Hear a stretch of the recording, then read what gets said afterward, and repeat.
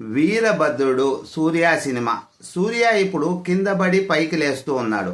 అదేదో రెట్రో అని వచ్చింది, అది కూడా పెద్దగా ఫ్లాప్ అయింది. ఇంకా ఆ తర్వాత ఏదో జానపద గాథాలతో ఒక సినిమా తీశాడు, ఫిక్షనల్ స్టోరీ అని చెప్పేసి.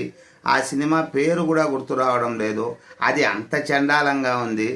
ఈ విధంగా అతను చాలా బాధలు పడుతున్నాడు. సూర్యకి నాకు తెలిసి హిట్ వచ్చి ఒక 10 సంవత్సరాలు అయిందో ఏమో. అటువంటి సందర్భంలో పాపం ఏదో తమిళ్లో కరుప్ప అని, తెలుగులో వీరభద్రుడు అని ఒక సినిమా తీశాడు. ఆ బాలాజీ అనే అతను దర్శకుడు. అతనే ఆ సినిమాలో లాయర్గా కూడా పాత్ర పోషించాడు. త్రిష కూడా ఉంది. సినిమా స్టార్టింగ్లో రిలీజ్ అయిన రోజు ఆ రివ్యూస్ చూస్తేనే బాధేసింది. అరే సినిమా బాగుంది కదా, ఎందుకు ఇలా వీళ్ళు గబ్బులేపే రివ్యూలు చెప్తున్నారు అని. ఒక్కొక్కడు ఒక్కొక్క రివ్యూ. ఒకడైతే వచ్చి అంటాడు, ఫస్ట్ హాఫ్ బాగుంది, సెకండ్ హాఫ్ బాగాలేదు, గబ్బులేపేశారు అన్నాడు. ఇంకొకడు ఎవడో చెప్తాడు, ఫస్ట్ హాఫ్లో కాస్త తమిళ్లో మాట్లాడారు, మాకు కాస్త ఇబ్బంది అనిపించింది అంటాడు. ఇంకొంతమంది అయితే సూర్య కంబ్యాక్ ఇవ్వలేకపోయాడు, వేస్ట్ సినిమా అన్నారు. మరీ దారుణంగా వాళ్ళ నోటికి ఎంత వస్తే అంత మాట్లాడడం ప్రారంభించేశారు. అరే మీరు బడ్జెట్ ఎంత, కలెక్షన్లు ఎంత అని కూడా చూసుకోరా? ఆ సినిమా ఏ రేంజ్లో తీశారు అన్నది కూడా పట్టించుకోరా? ఆ సినిమా 100 కోట్ల బడ్జెట్లో తీశారు. ఇది కూడా మీకు అర్థం కాదా? ఏదో ఒక 500 కోట్ల సినిమాకు రివ్యూలు ఇచ్చినట్లు 100 కోట్ల చిన్న సినిమాకు కూడా ఇస్తే ఎలా? అవతార్ సినిమాకి ఇచ్చిన రివ్యూ ఇక్కడ తెచ్చి ఇస్తారు కొంతమంది మేధావులు, ఈ పనికి మాలిన రివ్యూవర్స్. ఇంకా కొంతమంది దరిద్రంగా నీచంగా 1-2 కోట్లు పెట్టి తీసిన సినిమాలో గ్రాఫిక్స్ బాగాలేదు అంటారు. ఒరే బాబు, వాళ్ళ సినిమా తీసిండేదే 2 కోట్లలో, అందులో నీకు గ్రాఫిక్స్ ఏందిరా? నీ తలతిక్క కాకపోతే అసలు నువ్వు ఏం చెప్పాలి? 2 కోట్లలో అద్భుతమైన సినిమా తీశారు అని చెప్పాలి. అది కదా నువ్వు చేయాల్సిన పని. ఇప్పుడు ఈ వీరభద్రుడు సినిమాకు కూడా అంతే, 100 కోట్లలో అద్భుతమైన సినిమా తీశారు అని చెప్పాలి నువ్వు. ఎందుకంటే అక్కడ సూర్య ఉన్నాడు, సూర్యకి రెమ్యునరేషన్ ఇవ్వాలి. త్రిష ఉంది, త్రిషకు రెమ్యునరేషన్ ఇవ్వాలి. దర్శకుడికి రెమ్యునరేషన్ ఇవ్వాలి. దర్శకుడు ప్లస్ హీరో, అతను ఆ హీరో కాదు, లాయర్ పాత్ర పోషించాడు. మ్యూజిక్ డైరెక్టర్లకి డబ్బులు ఇవ్వాలి, ఆ తర్వాత కొరియోగ్రాఫర్లకు ఇవ్వాలి, ఇంకా ఈ కెమెరామ్యాన్లకు ఇవ్వాలి. ఇంతమందికి డబ్బులు ఇవ్వాలి అంటే వాళ్ళు ఎక్కువ రోజులు డేట్లు ఇవ్వరు. షూటింగ్ అనేది వేగంగా కంప్లీట్ చేస్తే తప్ప ఈ 100 కోట్లలో సినిమా ఫినిష్ చేయలేరు ఇప్పుడున్న పరిస్థితుల్లో. అలా వాళ్ళేదో నానా బాధలు పడి 100 కోట్లలో ఒక సినిమా తీస్తే ఆ సినిమాకి పేర్లు పెడతారు. బడ్జెట్ ఎంత అనేది ఫస్ట్ ఆలోచన చేయాలి. నేను చెప్పేది అదే. ఇప్పుడు 100 కోట్లలో ఈ సినిమా తీస్తే కేవలం మొదటి 3 రోజుల్లోనే 147 కోట్లు, కేవలం 3 రోజుల్లోనే 147 కోట్ల గ్రాస్ సాధించింది ఆ సినిమా. ఆ సినిమా ప్రేక్షకులకు నచ్చింది, ప్రజలకు నచ్చింది, మళ్ళీ మళ్ళీ వెళ్ళి చూస్తున్నారు, కలెక్షన్లు బాగా ఇస్తున్నారు. మరి మీ రివ్యూవర్స్కి ఏమైంది? తొక్కలో మీరు మీ విచిత్రాలు. సినిమాని చంపడానికే పుట్టారా ఈ రివ్యూవర్స్ అనిపిస్తుంది కొన్ని సందర్భాల్లో నాకైతే.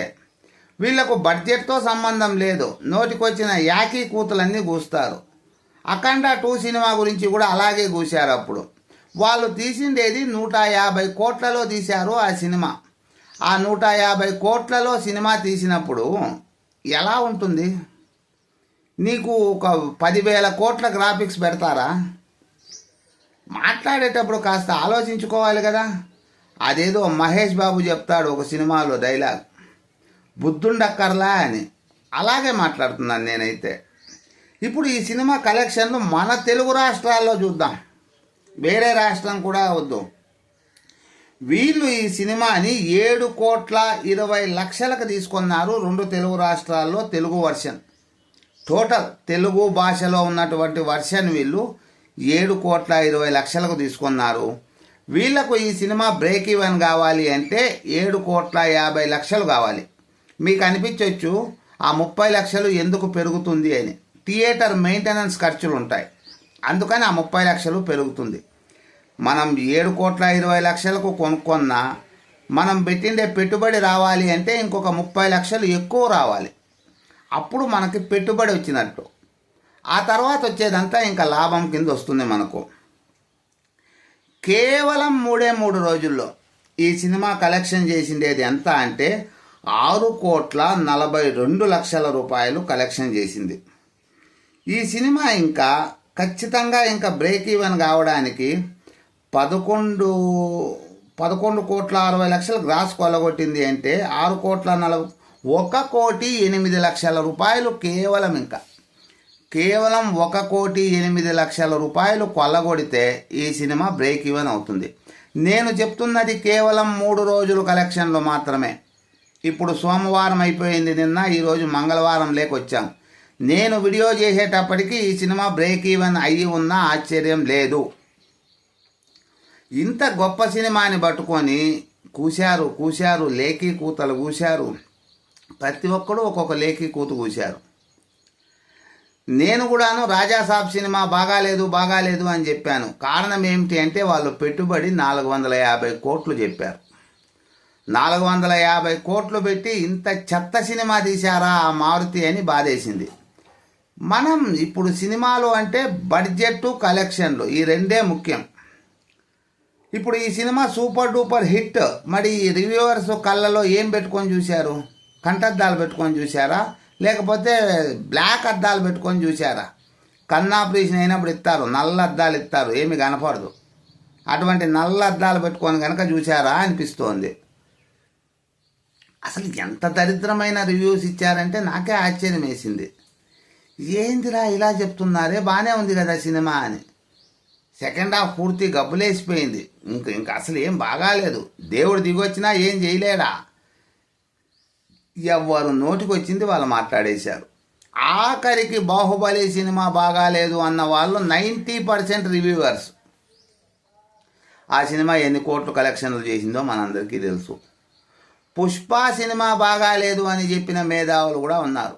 పుష్ప పార్ట్ 1 బాగాలేదు అంటే పర్వాలేదు, పార్ట్ 2 బాగాలేదు అని చెప్పిన మేధావులు కూడా ఉన్నారు. ఏ సినిమా బాగుంది అంటున్నారు వీళ్ళ తొక్కలో రివ్యూస్? నాకు అర్థం కావడం లేదు. పైన తమిళ్ సూర్య ఏదో సినిమా తీసుకున్నాడు, 7,20,00,000 అంటే తక్కువ బడ్జెట్కే తీసుకున్నట్లే తెలుగు వర్షను. అసలు ఈ తెలుగు వర్షన్ డీటెయిల్స్ చూస్తుంటే నాకే ఆశ్చర్యం వేసింది. అబ్బా, ఇంత కెపాసిటీ ఉందా ఈ సినిమాకి అనిపించింది. చూడండి, నైజాం 3,18,00,000, సీడెడ్ 46,00,000, ఆంధ్ర 2,49,00,000, మొత్తం 2 తెలుగు రాష్ట్రాలలో 6,13,00,000. రెస్ట్ ఆఫ్ ఇండియా మళ్ళీ ఓవర్సీస్ అంటే కేవలం తెలుగు వర్షనే, వేరే భాషలు కాదు. మన తెలుగు వర్షన్ ఓవర్సీస్లో కూడా ఆడుతుంది కదా, అక్కడ 29,00,000. మొత్తం కలిపితే 3 రోజుల్లో 6,42,00,000 ఈ సినిమా కలెక్షన్లు.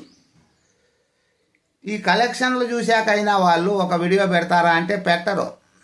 మేమేదో అనుకున్నాం, ప్రేక్షకులకు ఈ సినిమా నచ్చింది, మేము రాంగ్ స్టెప్ వేసాము అని ఏమైనా వీడియో పెడతారు అనుకున్నారా? అస్సలు పెట్టరు ఈ పనికి మాలిన వాళ్ళు. నాకు ఇదే ఆశ్చర్యం వేసేది.